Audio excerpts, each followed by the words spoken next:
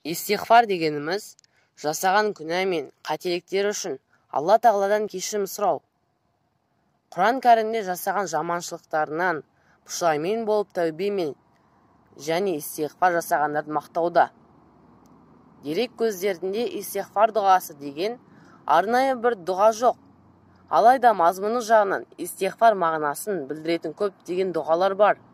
Хазірет пайғамбар саллаллаху алейхи вассалам сайидел истиғфар, истиғфарлардың ең көркемі деп атаған дұғасы мынандай: Алла тағалам, сен менің Раббымсың, сенен басқа құдай жоқ, мені сен жараттың, мен сенің құлыңмын, күш-қуатымның жеткенінше сенің уәдеңе ұстануға тырысамын, жасаған жамандықтарының сорынан саған сыйынамын, бойымдағы бар нығметтеріңді мойындаймын, күнәмді де мойындаймын, мені кешір, себебі сенен басқа ешкім күнәларды кешіре алмас.